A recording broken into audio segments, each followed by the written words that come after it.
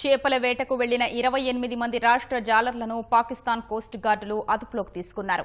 20 మంది శ్రీకాకుళం జిల్లా, 4 విజయనగరం, 4 తూర్పుగోదావరి జిల్లా వాసులుగా గుర్తించారు.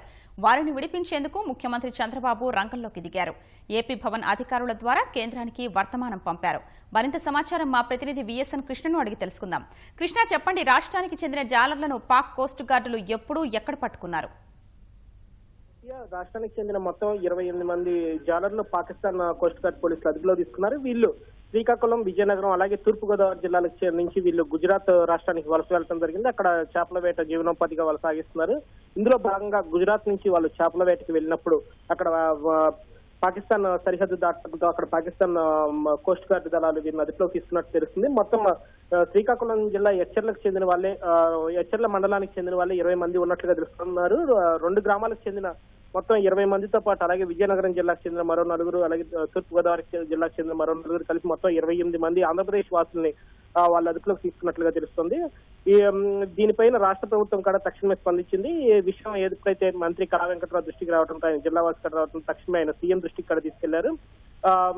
సీఎం దృష్టికి తీసుకెళ్లిన వెంటనే సీఎం కూడా వెంటనే అధికారులతో మాట్లాడి వెంటనే చర్యలు తీసుకోవాలని చెప్పి కూడా స్పష్టం చేయడం జరిగింది. ఆ మత్స్యకారుల కుటుంబానికి తొలుత ఆందోళన వద్దని భరోసా ఇవ్వడంతో పాటు ప్రభుత్వ పరంగా అన్ని చర్యలను తీసుకోవాలని చెప్పి కూడా చెప్పడం జరిగింది. దీంతో పాటు అధికారులు కూడా ముఖ్యమంత్రి ఆదేశాల మేరకు ఎప్పటికప్పుడు సంప్రదింపులు జరిపారు. ఏదైతే పాక్ అధికారులతో కూడా భారత అధికారులు సంప్రదింపులు జరపడం జరిగింది. ముఖ్యమంత్రి ఆదేశాల మేరకు వెనక్కి తీసుకొచ్చేలాగా చర్యలు ముమ్మరం అయితే చేశారు.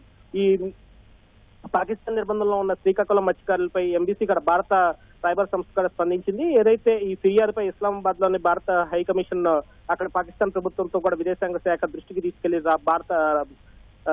ఆంధ్రప్రదేశ్ రాష్ట్రానికి చెందిన జాలర్లను విడిపించాలని చెప్పి కూడా వాళ్ళు కోరారు. అయితే అక్కడి నుంచి వచ్చిన దాని ప్రకారం కరాచీకి వీరిని తరలించినట్లుగా రాష్ట్ర ప్రభుత్వానికి సమాచారం అందింది. ఆ తర్వాత కూడా ముఖ్యమంత్రి చంద్రబాబు ఢిల్లీలోని రెసిడెంట్ కమిషనర్ శ్రీకాంత్ కూడా ఆయన ఫోన్ లో మాట్లాడారు. ఇస్లామాబాద్ లో భారత హై కమిషన్ ఇచ్చిన సమాచారాన్ని కూడా శ్రీకాంత్ సీఎం దృష్టికి తీసుకెళ్లారు. వారి వివరాలను కుటుంబ సభ్యులకి తెలియజేయడంతో పాటు వారు తక్షణమే స్వస్థలాలకు వచ్చేలాగా చర్యలు తీసుకోవాలని చెప్పి సీఎం కూడా ఆదేశించడం జరిగింది. సీఎం ఆదేశాల మేరకు ఢిల్లీలోని ఏపీ భవన్ అధికారులు అలాగే పాకిస్తాన్ లోని భారత రాయబారి సంస్థ కార్యాలయ అధికారులతో నిరంతర సంప్రదింపులు జరుపుతున్నారు. గౌతియా, ధన్యవాదాలు కృష్ణ.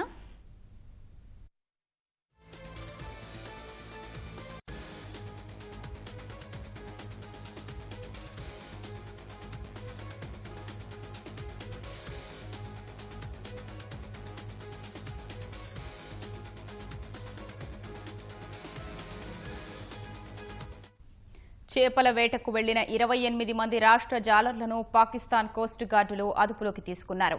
20 మంది శ్రీకాకుళం జిల్లా, 4 విజయనగరం, 4 తూర్పుగోదావరి జిల్లా వాసులుగా గుర్తించారు. వారిని విడిపించేందుకు ముఖ్యమంత్రి చంద్రబాబు రంగంలోకి దిగారు. ఏపీ భవన్ అధికారుల ద్వారా కేంద్రానికి వర్తమానం పంపారు.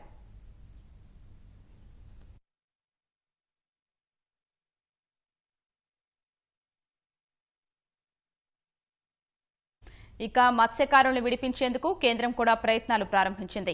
కేంద్రంతో ఢిల్లీలోని AP Bhavan resident commissioner Srikanth సంప్రదింపులు జరుపుతున్నారు. ప్రస్తుతం శ్రీకాంత్ గారు ఈటీవీతో మాట్లాడేందుకు ఫోన్లో సిద్ధంగా ఉన్నారు. ఆయన అడిగి మరిన్ని వివరాలు తెలుసుకుందాం. శ్రీకాంత్ గారు, ఆంధ్ర మత్స్యకారులను విడిపించేందుకు కేంద్రం ఎలాంటి ప్రయత్నాలు చేస్తోంది?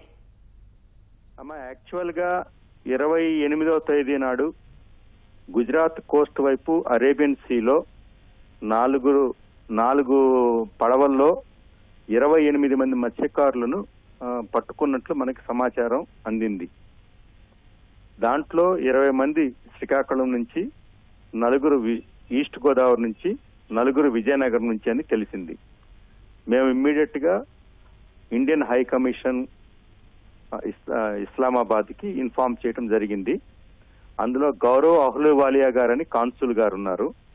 వారు ఇమ్మీడియట్ గా ministry of foreign affairs Pakistan కి ఇన్ఫర్మేషన్ ఇవ్వడం జరిగింది. అక్కడే యాక్చువల్ గా వీరందరినీ మెరైన్ సెక్యూరిటీ ఏజెన్సీ అనే వారు పట్టుకుంటారట. వీరందరినీ పట్టుకున్నట్లయితే మనకి కన్ఫర్మేషన్ రాలేదు. ఈ మత్స్యకారులందరినీ కరాచీకి తీసుకుని వచ్చి అక్కడ ప్రిజనర్స్ గా ట్రీట్ చేస్తారని మనకి ఇన్ఫర్మేషన్ ఇచ్చారు. ఏ సంగతి రేపటికి కానీ మనకి వివరాలు తెలియటానికి అవకాశం ఉంటుంది. ఎందుకంటే అది ఆఫ్ ద సీలో ఉన్నారు కనుక అక్కడి నుంచి తీసుకురావటం, మళ్ళీ ఇక్కడ సరెండర్ చేయటం ప్రాసెస్ ఉంది. తర్వాత ఇండియన్ ఎంబసీ అఫీషియల్స్ ని పిలుస్తారు, వెళ్ళి ఐడెంటిఫై చేసిన తర్వాత నేషనాలిటీ ఐడెంటిఫై అవుతుంది. ఆ తర్వాత తదుపరి చర్యలు ఉంటాయి రీపాట్రియేషన్ చేయడానికి మన ఇండియాకి. హలో సార్ చెప్పండి సార్. మేము మన ముఖ్యమంత్రి గారు ఇమ్మీడియట్ గా మాకు అలర్ట్ చేయడం జరిగింది. దాని ప్రకారం ఇండియన్ ఎంబసీ అఫీషియల్స్ తో అదేవిధంగా కేంద్ర ప్రభుత్వం వారితో టచ్ లో ఉండి పూర్తి వివరాలు వచ్చిన తర్వాత మిగిలిన కార్యక్రమాలు ఏవైతే ఉన్నాయో అఫీషియల్ ప్రొసీజర్స్ ఉన్నాయో అవన్నీ పూర్తి చేయడానికి ప్రయత్నం చేస్తున్నాం ఏపీ భవన్ అధికారులు అందరం కలిసి. రైట్ సార్, ధన్యవాదాలు. Thank you.